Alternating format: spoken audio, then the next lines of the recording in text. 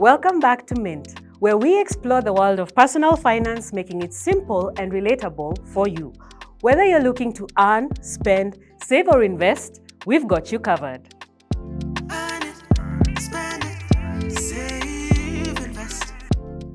Dairy farming accounts for 14% of Kenya's GDP. In this segment, we will examine how a well-managed dairy farm in Kenya can achieve high profitability. For instance, a farm with 10 cows can generate monthly net profits ranging from 200,000 Kenya shillings to 250,000 Kenya shillings, amounting to an impressive 3 million Kenya shillings annually. To provide insight into achieving this success, we have a special guest, David Maina, Managing Director and Head of Business at Performita.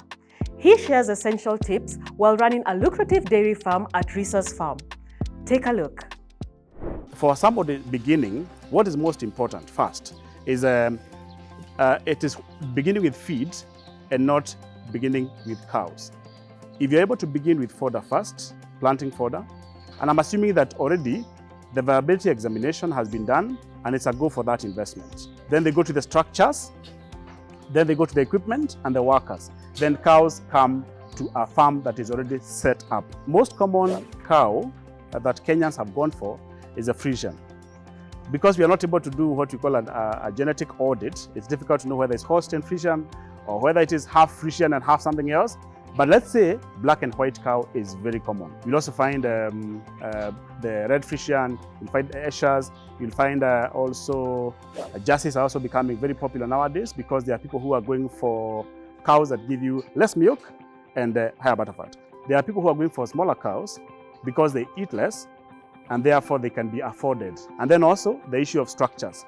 Bigger cows require higher investments in terms of sleeping comfort.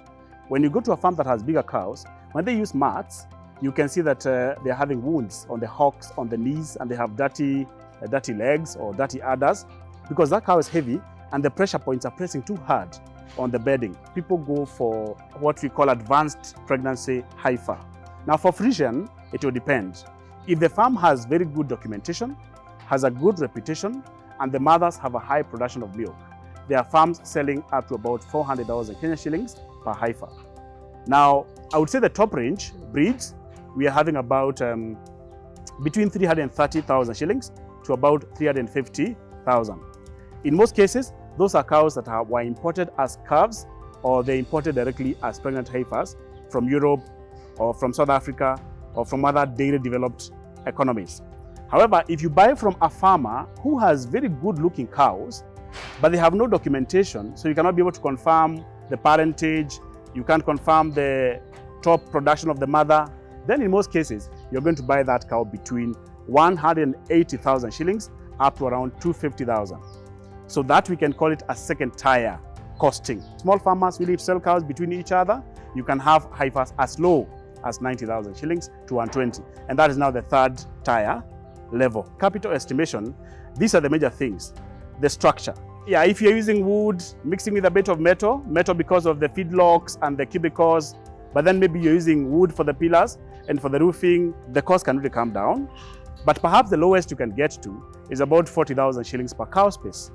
But we have barns that have gone to up to about 200,000 per cow space. The other one is fodder and feeds, growing of the fodder or whether you're buying it, that's a major part of capital.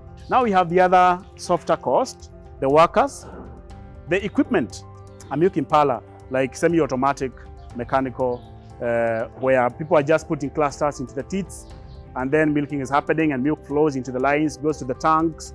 That's an expensive equipment. Then the tanks, then you also have the power, the energy, which is not part of the structure. Maybe the generators, you have freezers, you have coolers, the pasteurizers and so on. That can also be very expensive. We have two types of record keeping. We have what we call production records and we have what we call financial records. For production record, what is important is a milking record. That is what they use to reconcile how much they were paid and how much milk they produced. Then you have the health record. Everybody who treats cows has to indicate which diseases, which cow, what antibiotics I gave or what medicines I gave, and whether the cow is healed or the cow has not survived. Then you have the breeding record. When I mentioned to you about the price of a heifer, farms that are able to record the parentage of a cow Who was the mother? Who was the father? When was she born? How long was she growing up to fast insemination, up to fast calving? That kind of KPI are maintained in the breeding record. And then we have also what we call the calf weight register. After she is weighed at birth, then how is she increasing? It is used to calculate the weight gain on a daily basis. Should we change the ration? Is the calf growing well? Is she sick? Because the weight gain can be able to be a good indicator of healthy growth. We have now the non-production record, which are more financial records. This is where now you register the costs and the revenues of the farm. So if an accountant came to your farm, they're able to check the expenses and the revenues, and I can be able to say what is the operating profit or margins for that farm. There are some cooperatives who are now processing. They have started processing their own milk. That also becomes a market for their own farmers. And they can be able to push that milk all the way to the market, and they're able to tell farmers, we can be able to get a good price because our yogurts are going, or whatever else they're making from that milk, or the mala, or fresh milk.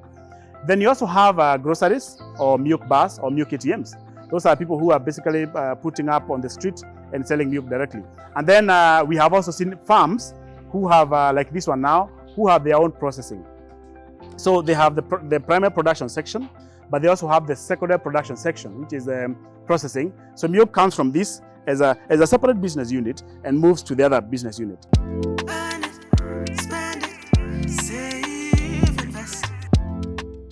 On Coins to Capital, we explore the intersection of art and enterprise. Becoming a successful tattoo artist requires more than drawing skills. It involves years of hard work to build a strong portfolio. Isaac Yenya has done just that. His journey of navigating the tattoo industry and turning his artistic talent into a successful business is an inspiring example for anyone looking to monetize their creativity. When Isaac Yenya was young, he struggled to understand how an image could be turned into a tattoo on a person's skin. It's that curiosity that led him to venture into tattooing, a subversive yet interesting art form that is socially seeing a growing acceptance. Now, 12 years into the game, Isaac is a tattoo artist and the owner of Ink Gang, a tattoo parlor in Buruburu, Nairobi, where his art literally leaves an indelible mark on his clients. To be a tattoo artist, even if you're talented in drawing and other artistic skills, you need to look for an apprenticeship first.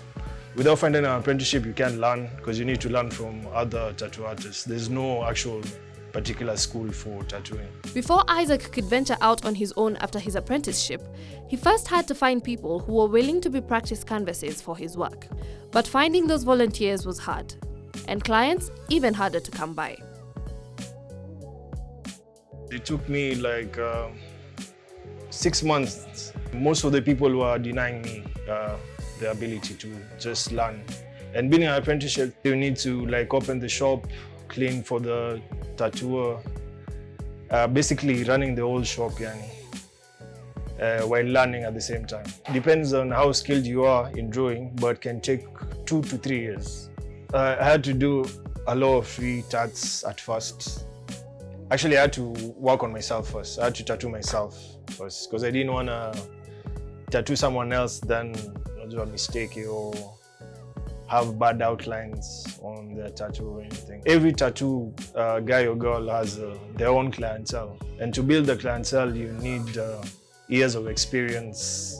It took a while. It took like 2-3 years before I started getting my own clients.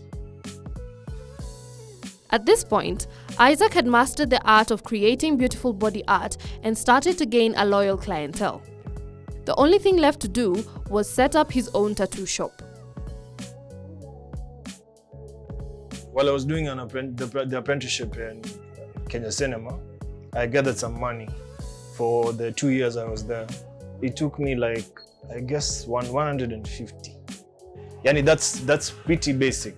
But for a good tattoo shop to run, basically it's like $500,000. Most of it went to the equipment because the equipment back then was really expensive. The machines took about 50,000, then depot for the shop. And I just started with like 2 seats, like 2 stools. From the 150,000 Kenya shillings, Isaac bought the power supply, the clip cord and the step switch, the machine, and a few needles. As the business grew, Isaac bought more equipment to suit his clients' needs and ensure their safety. While tattoos are the ultimate blend of self-expression, creativity, and art, cost is a major factor to consider before taking a spot on the chair to get some new ink. Every tattoo artist has their own price per se, depending on, I guess, how much experience they have, what they've been through in their career, location per se. But averagely, most tattoo artists, the starting rate starts from 2.5 onwards for a small tattoo, for a minimum piece. On a good day, you can do 2 pieces and get up to 70 Gs. So it's more of what size of piece, how detailed the piece is. Like the whole back, that can amount even to 100 Gs. It depends, from 40 to 100 Gs. Depends on how intricate or detailed it is and how many sessions you need to come through. Like every other business, there are some good days and bad days, financially speaking. While the business is Isaac's bread and butter, he cautions anyone interested in becoming a tattoo artist to not do it for the money. Me doing t-shirts, paintings, sometimes my tattoos, all that factors in me paying rent to this shop and every other thing. Don't do it for the money, I'd say. Though money you can't avoid, and it's a basic factor in every human being, but don't do it for the money. You'll give up really fast.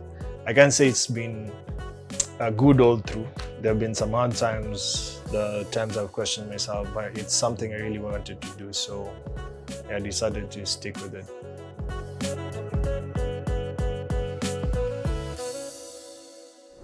Isaac is a prime example of turning passion into a thriving money-making venture. This wraps up today's episode of Mint, Money Made Simple, your essential guide to personal finance designed to help you make your money work smarter for you. For more information, visit Mint at mula.co.ke or tv47.digital. Stay safe and keep minting. Until next week, I'm Lydia Nyawera.